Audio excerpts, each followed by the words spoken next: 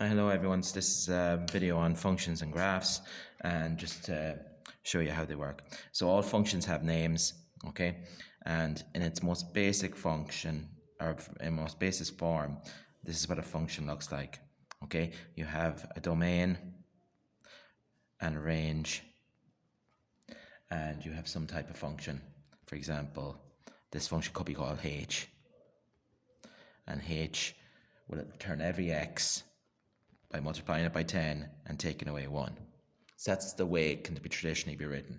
So for example, if I put some numbers in here, 2, 5, 7, and 9, then when I put 2 into the function, I get 19 out. 10 times 2 take away 1 is 19. So there's a relationship between those two. Similarly, when I put 5 in, I get 5 times 10 take away 1, that's 49. When I put 7 in, I get 7 times 10 take away 1, which is 69. And when I put 9 in, I get 89. There's the domain, that's the numbers you put in, or input. These are the range, or the numbers you output from a function. In classical functions, these represent your x value, so these will be pairs on a graph, x and y.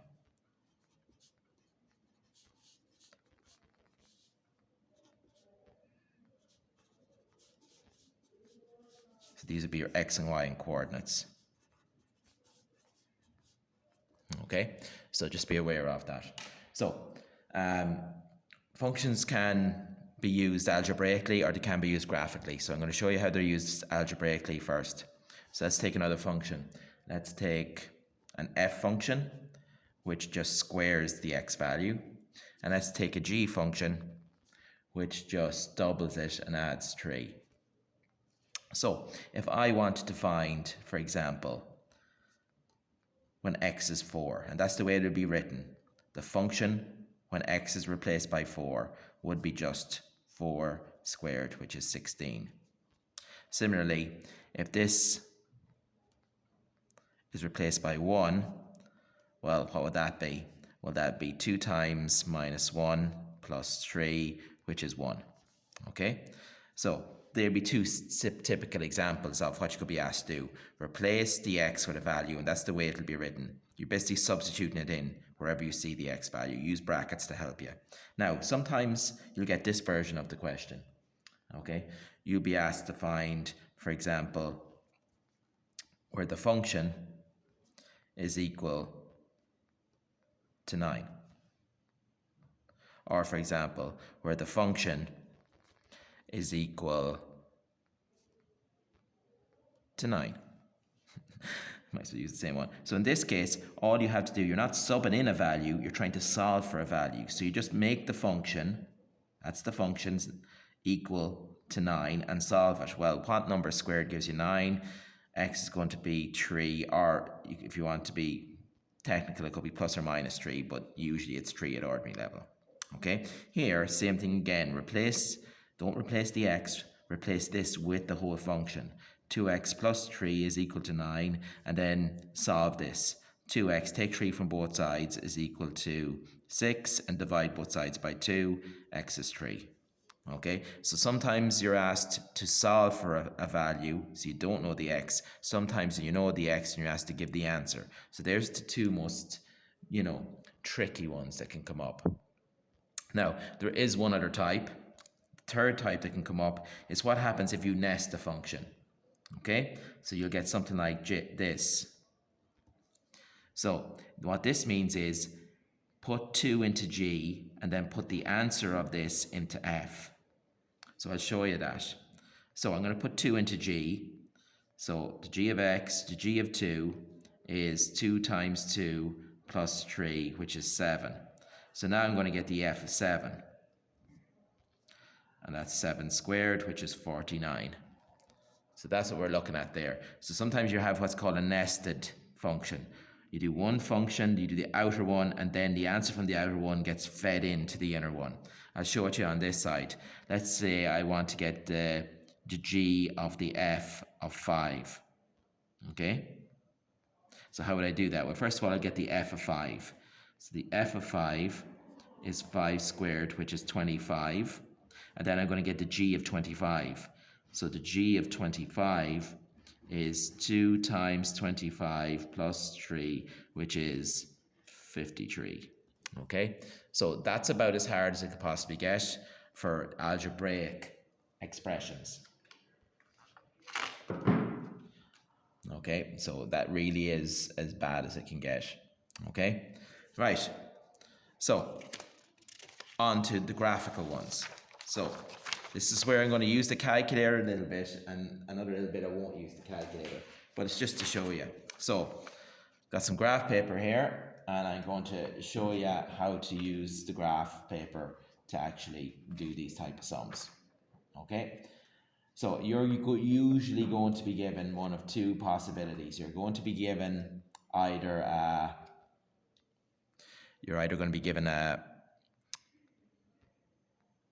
drawn graph, in which case you have to answer questions about it, or you're going to be given a blank x and y axis and asked to draw the graph.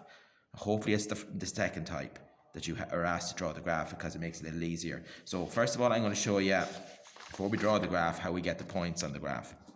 So I'm just going to pick a function. Okay, so let me find a nice function for us to work on. Let me find a nice one.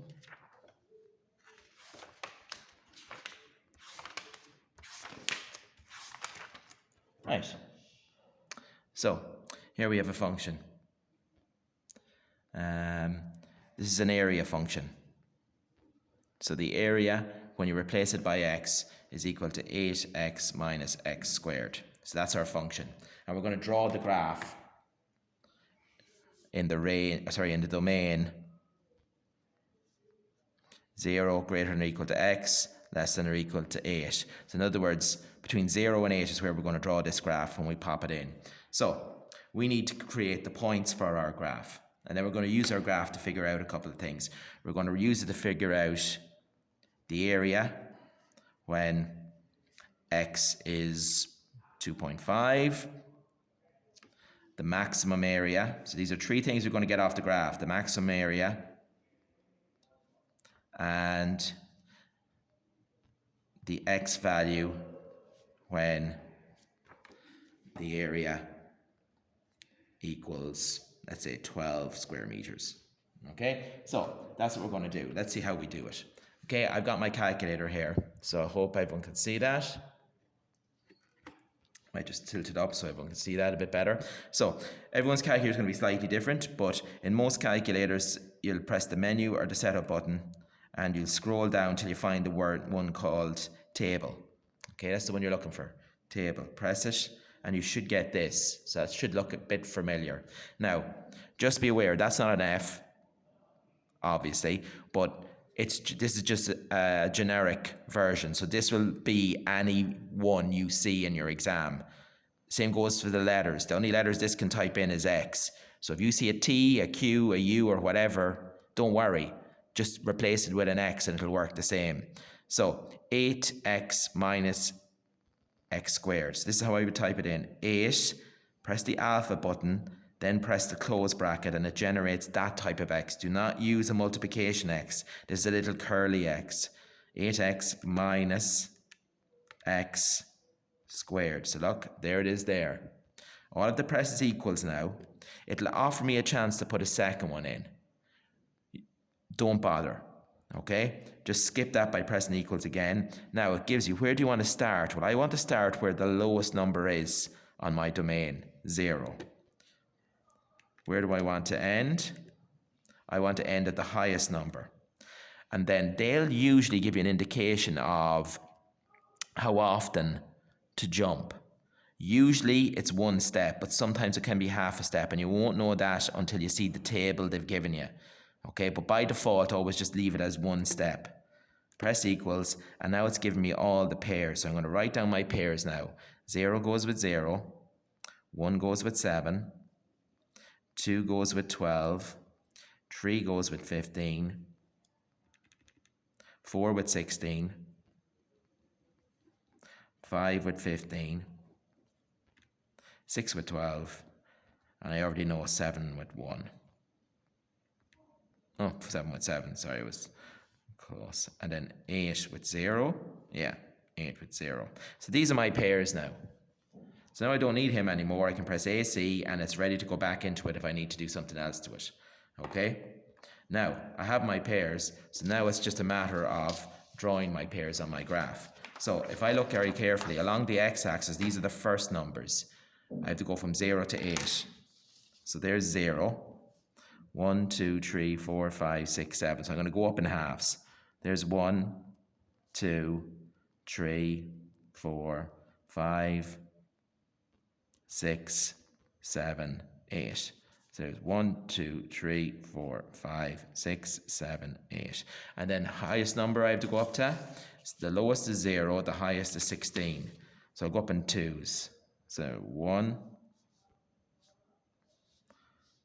2, 3, 4, 5, 6, 7, 8, 9, 10, 11, 12, 13, 14, 15, 16. Now, you notice I'm keeping these the same width. They only have to be the same width on a given axis. So they could be the same width, but they could be a different width. But so long as all of them are that same width, you're grand. Okay, so let's put in our pairs. So 0 goes with 0. Okay, I put these in purple. And again, use pencil when you're doing this. You can always go over it in pen, but you can't go over pen with pencil. Okay, and if you do make a bad mistake, ask for a new sheet of graph paper. Do not try and Tipp-Ex this stuff out. Okay, that's a no-no. 1 goes with 7. There's 1 with 7. Okay, 2 goes with 12. 2 goes with 12. 3 goes with 15. 4 goes with 16. 5 goes with 15. 6 goes with 12. 7 goes with 7. 8 goes with 0. Now, one thing I will say, if you look at this now, I have to join the dots here, so I'm going to use pencil to join the dots, but it's very narrow.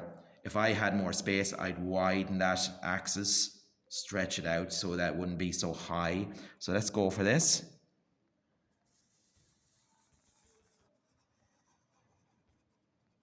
And you notice I'm trying to use a natural curve here. I'm failing badly. Now that's not too bad, if I don't say so myself. So, let's answer the questions. Find the area when x is 2.5. Well, 2.5 is there on the x-axis. So please do use a ruler. And go straight up.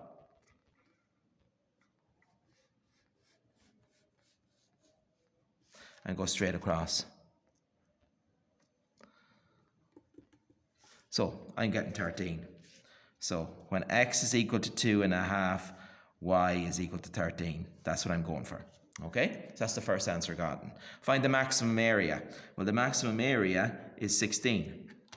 So the maximum area is 16 square meters. It's the highest point. Okay? And then find the x value when the area is 12. Well, look, the area is 12.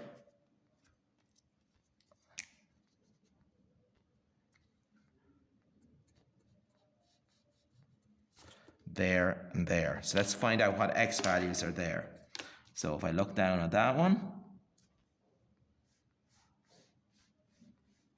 I get 2. So when the area is equal to 12, x is equal to 2, but it's also equal to 6. And there you have it. So that's how you do your functions and graphs. This is important, okay? Know how to use this. If you don't, you're just going to have to fill it out old school, okay?